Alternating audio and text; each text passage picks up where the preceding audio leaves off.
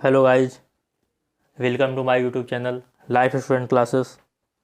तो मैंने आपको प्रीवियस वीडियो में पास्ट कंटिन्यूअस टेंस के बारे में बताया था।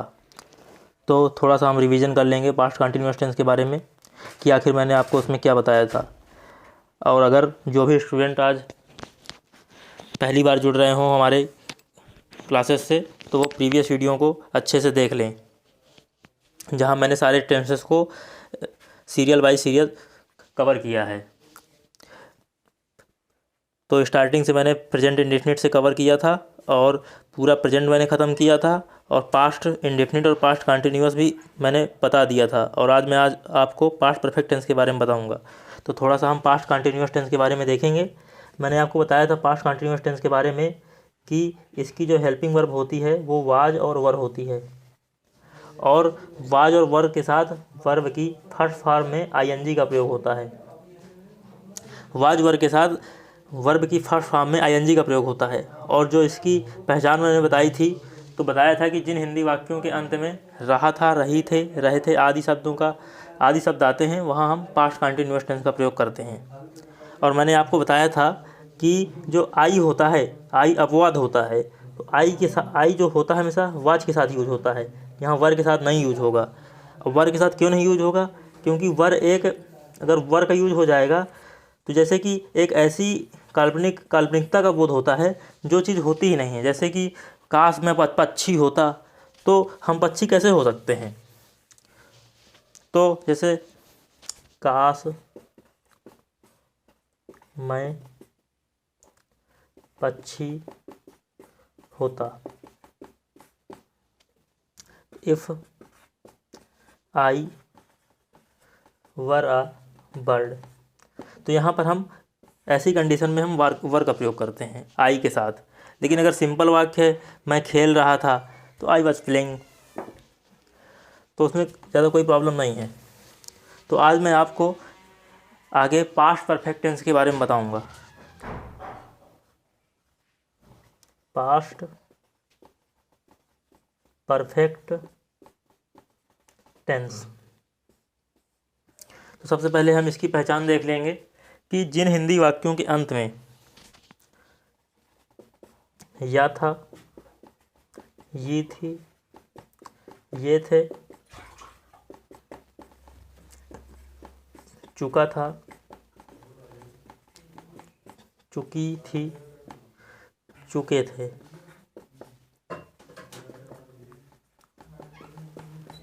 आदि शब्द आते हैं, वहाँ पर हम पास्ट परफेक्ट टेंस का प्रयोग करते हैं।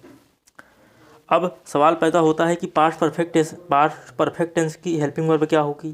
तो जो पास्ट परफेक्ट टेंस की जो हेल्पिंग वर्ब है वो हैड के साथ वर्ब की थर्ड फॉर्म का यूज होता है। हैड के साथ वर्ब की थर्ड फॉर्म का यूज होता है। यहाँ पर सिर्फ एक ही हेल्पिंग वर्ब होती है। अब चाहे यहाँ पर आई आ जाए, चाहे ही आ जाए, चाहे सी आ जाए, चाहे कोई भी प्रॉपर नाउन आ जाए, यानी शब्द के साथ जितने भी हमारे सब्जेक्ट होंगे, ऑल सब्जेक्ट, उनके साथ हमेशा हैड का ही प्रयोग होगा, क्योंकि एक ही जब हेल्पिंग वर्ब है तो कोई इसमें चूज करने का विषय ही नहीं है। तो हैड के साथ वर्ब का थर्ड फॉर्म यूज होगा। अब हम इसके कुछ एग्जांपल्स को देखेंगे।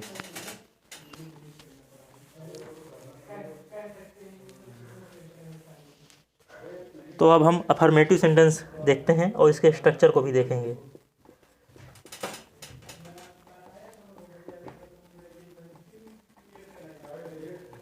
अफर्मेटिव सेंटेंस, तो अफर्मेटिव सेंटेंस का जो स्ट्रक्चर होगा वो सबसे पहले मैंने आपको बताया था हर वीडियो में कि सबसे पहले सब्जेक्ट आता है। सबसे पहले सब्जेक्ट के बाद देखिए हेल्पिंग वर्ब का यूज होगा, और हेल्पिंग वर्ब हमारी है हैड। सब्जेक्ट के बाद हैड का यूज होगा। हैड के बाद होगा जो मेन वर्ब होगी, तो वर्ब की थर्ड फॉर्म का यूज करते हैं इसमें। Subject plus helping verb plus verb, वो भी थर्ड फॉर्म यूज होगा, और प्लस ऑब्जेक्ट यूज होगा। ऑब्जेक्ट के बाद अदर, जो भी अदर होगा, अदर वाक्य। तो अब हम इसके एक एग्जांपल को देख लेते हैं कि अमेरिका ने इराक पर हमला कर दिया था। अमेरिका ने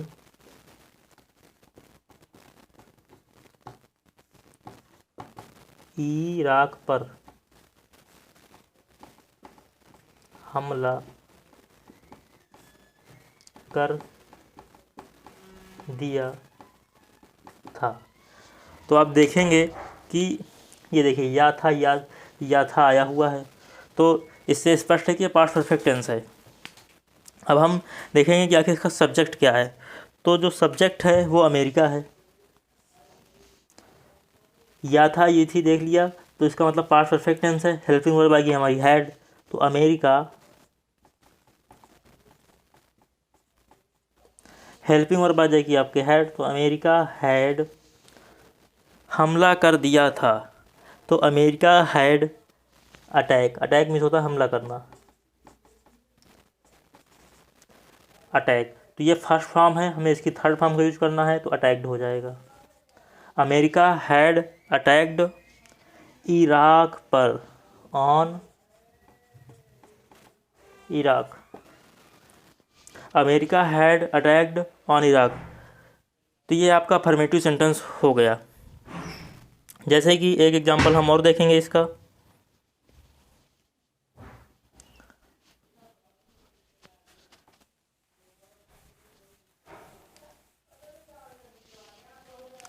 तो एग्जांपल ये है कि आसमान में सितारे चमक चुके थे। आसमान में सितारे चमक चुके थे। देखिए यहाँ पर आया चुका था, चुकी थे, चुके थे आ गया, तो इसका मतलब ये पास्ट परफेक्ट टेंस है। अब सब्जेक्ट क्या है इसका, तो सब्जेक्ट जो हो जाएगा वो हमारा आसमान में सितारे चमक चुके थे। तो ये जो सितारे है ये आपका सब्जेक्ट हो जाएगा। तो द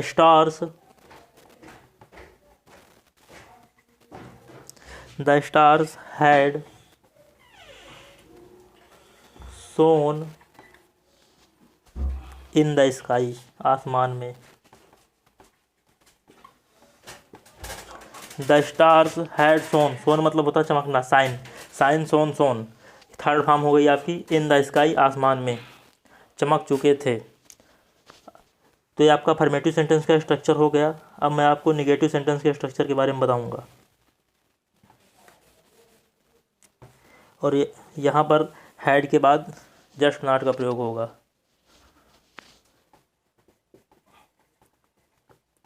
निगेटिव सेंटेंस हो गया, हैड के बाद आपका नॉट का प्रयोग होगा, प्लस का वी थर्ड होगा, और प्लस आपका यहाँ ऑब्जेक्ट हो जाएगा, प्लस अदर।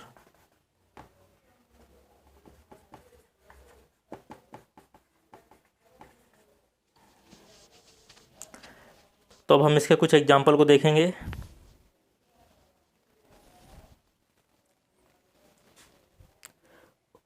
वह लड़का स्कूल नहीं गया था।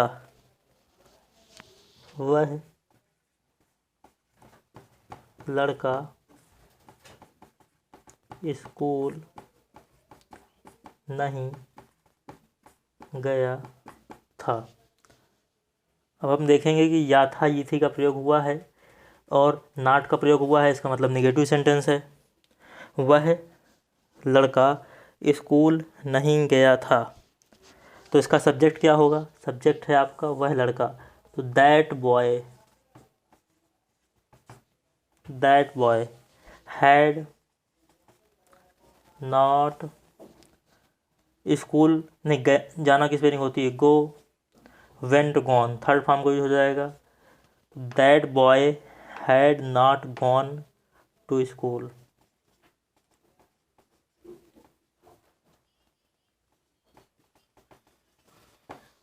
That boy had not gone to school, वह लड़का स्कूल नहीं गया था। अब हम इसके इंट्रोगेटिव सेंटेंस के स्ट्रक्चर को देखेंगे।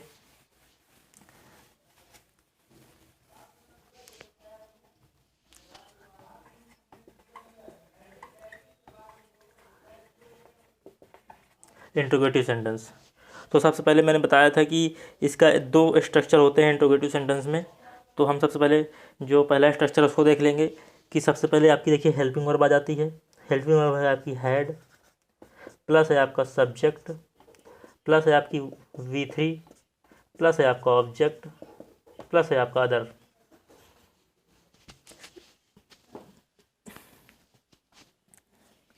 तो अब हम इसके एग्जाम्पल को देखेंगे। क्या मैंने तुम्हें 100 का नोट दिया था? क्या मैंने तुम्हें 100 का नोट दिया था? तो हम देखेंगे कि सबसे पहले पहचान करेंगे कि आखिर कौन सा सेंटेंस है। तो यथायथी का प्रयोग हुआ है इस, और हम देखेंगे कि किसमें क्वेश्चन पूछने का बोध हो रहा है। क्योंकि क्या मैंने तुम्हें 100 का नोट दिया था, तो ये देखिए इंट्रोगेटिव सेंटेंस का यूज हुआ है। और जब इंट्रोगेटिव सेंटेंस किसी वाक्य के प्रारंभ में आता है तो सबसे पहले हेल्पिंग वर्ब से ही शुरुआत होती है। तो इसका हो जाएगा हैड। क्या मैंने तुम्हें 100 का नोट दिया था, तो हैड। सब्जेक्ट है इसका मैंने, तो आई हो जाएगा। Had I. दिया था, दिया थी की होती है गिव, गेव, गिवन। तो गिव आपका फर्स्ट फॉर्म हो जाएगा, सेकेंड फॉर्म गेव हो जाएगा, थर्ड फॉर्म गिवन हो जाएगा। तो हैड आई गिवन यू, तुम्हें, you 100 rupee note, 100 rupee note. Had I given you 100 rupee note, क्या मैंने तुम्हें 100 का नोट दिया था? Had I given you 100 rupee note, और क्वेश्चन मार्क जरूर लगा देंगे। तो अब हम इसके दूसरे स्ट्रक्चर को देख लेते हैं। दूसरे स्ट्रक्चर में होता क्या है कि सिर्फ आपका यहाँ पर WH वर्ड आ जाता है स्टार्टिंग में।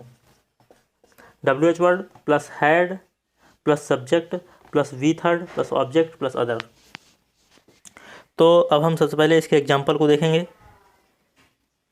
तुमने अपने कपड़े क्यों नहीं धोए थे? तुमने अपने कपड़े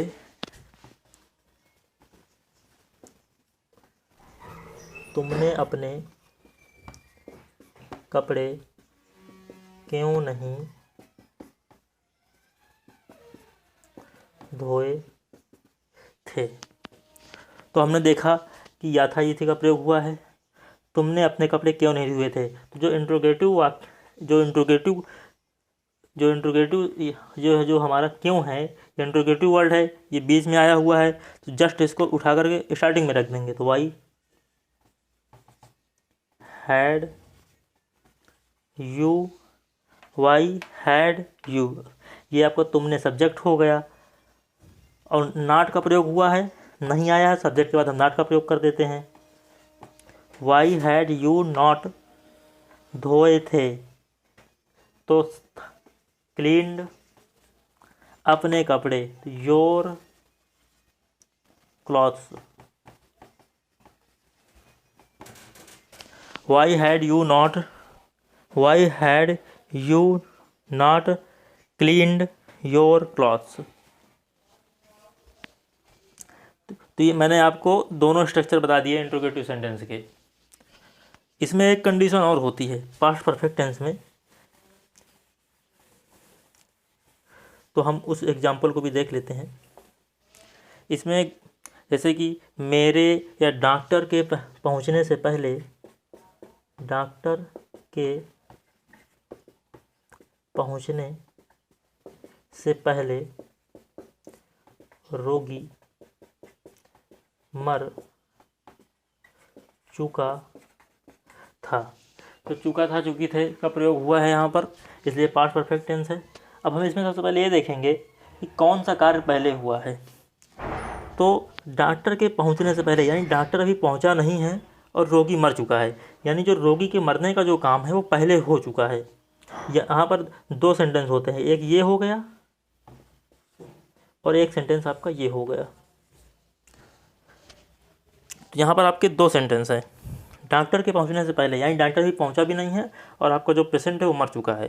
तो जो काम पहले हो जाता है, जो काम पहले होता है हम उसको पास्ट परफेक्ट टेंस में रखते हैं, और जो काम बाद में होता है, यानी डॉक्टर बाद में पहुंचे हैं, इसका मतलब है ये हमेशा पास्ट इंडेफिनिट में रखा जाएगा। तो ये हमेशा आपका पास्ट परफेक्ट में होगा और ये आपका पास्ट इंडेफिनिट में रखा जाएगा। तो अब हम इसको देख लेते हैं। द पेशेंट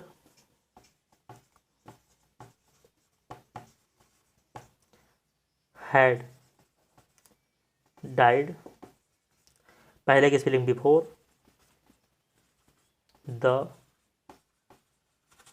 डॉक्टर केम। आप देखेंगे कि ये आपका पास्ट परफेक्ट है और ये आपका जो सेंटेंस है बिफोर द डॉक्टर केम, ये आपका पास्ट इंडेफिनिट है। Past perfect and past indefinite. The patient had died before the doctor केम, यानी जो पेशेंट है वो पहले मर चुका है, इसके बाद डॉक्टर पहुँचे हैं। जो काम पहले होता है उसको हम पास्ट परफेक्ट टेंस में रखते हैं और जो काम बाद में होता है उसे पास्ट इंडेफिनिट में रखते हैं। इसी में एक और होता है, जैसे कि डॉक्टर के पहुंचने के बाद रोगी मर गया था या रोगी मर गया। डॉक्टर के पहुंचने के बाद रोगी मर गया, रोगी मर गया था या रोगी मर गया। तो अब देखेंगे इसमें कि अब यहाँ पर हम देखेंगे कि कौन सा कार्य पहले हो रहा है। पहले वाले में तो हमने देखा कि पहले पेशेंट मर गया, इसके बाद डॉक्टर पहुँचे, और अब जो हो रहा है कि डॉक्टर के पहुँचने के बाद रोगी मर गया, यानी जो पहले काम हुआ वो डॉक्टर पहुँच गए, यानी ये काम हो गया पहले और ये काम आपका बाद में हुआ। तो जो काम पहले हो जाता है उसको हम पास्ट परफेक्ट में रखते हैं और जो काम बाद में होता है उसको रखते हैं पास्ट इंडेफिनिट में। तो इसको जब बनाएंगे तो the patient died after the doctor had, doctor के पहुंचने के बाद the doctor had reached, the patient died, रोगी मर गया, after the doctor had reached, doctor के पहुंचने के बाद, यानी कि डॉक्टर पहुंचा है, इसके बाद पेशेंट की मौत हुई है, यानी कि जो काम है वो पहले ये हुआ है, इसके बाद रोगी मरा है। और वहाँ पर हमने देखा था कि पहले पेशेंट मर गया था फिर डॉक्टर पहुँचे थे। तो मैंने आज आपको पास्ट परफेक्ट टेंस के बारे में बता दिया। अब हम नेक्स्ट वीडियो में पास्ट परफेक्ट कंटीन्यूअस टेंस के बारे में देखेंगे और ऐसे ही हम सारे टेंसेस को कवर कर लेंगे। और मैं इसके बाद टेंस ख़त्म होने के बाद मैं आपको वॉइस के बारे में बताऊँगा। तो अगर आपको कोई भी डाउट होता है तो आप नीचे कमेंट में ज़रूर करके पूछेंगे, मैं उसका रिप्लाई ज़रूर दूंगा। और अगर आप हमारे टेलीग्राम चैनल से न जुड़े हो तो वहाँ भी जुड़ जाइएगा, मैं आपको टेंसेस की प्रैक्टिस करने के लिए भी वहाँ पर दूंगा, एग्जाम्पल दूंगा, तो जिसको आपको इंग्लिश में ट्रांसलेट करना होगा, आप वहाँ से प्रैक्टिस भी कर सकते हैं। ठीक है, तो हम क्लास को यहीं पर एंड करते हैं। Thank you.